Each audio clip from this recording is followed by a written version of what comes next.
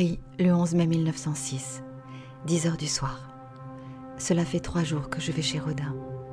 Demain, je vais de nouveau attendre le train avec impatience, mais je sais aussi qu'une fois arrivée à Meudon, je marcherai moins vite. Avant d'aller chez lui, j'irai dans la forêt. J'ai besoin de respirer les arbres.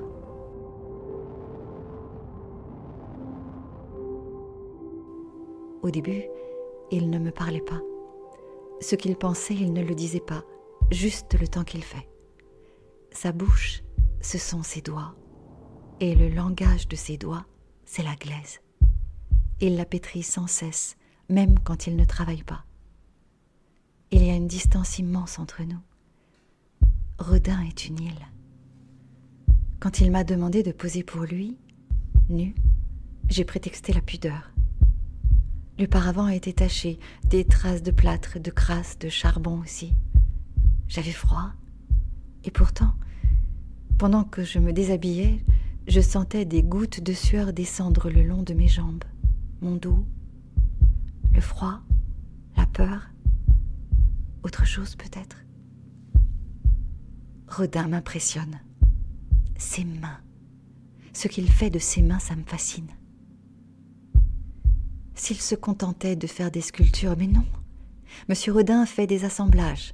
Il prend une chose qu'il a faite, belle, puis il prend une autre chose qu'il a faite, belle, et il les colle ensemble. Il les relie entre elles et elles deviennent... C'est tellement... Ah, regardez ce qu'il a fait avec la femme accroupie et l'homme qui tombe. D'un côté, vous avez cette femme-là, comme ça, ramassée en elle-même, ou sur quelque chose qui est en elle, et de l'autre côté, un homme qui tombe, qui s'agrippe désespérément à la vie et qui tombe. Ça pourrait s'arrêter là, c'est tellement humain. Mais non. Rodin a cette idée géniale de vouloir associer cet homme et cette femme. Alors, il retourne l'homme qui tombait vers le sol, lui ouvre les bras vers le ciel, et il y dépose la femme. Comment fait-on pour avoir une idée pareille ? D'où est-ce que ça vient ? C'est sublime. De ces deux personnes isolées, Rodin fait une nouvelle personne et ça paraît si simple.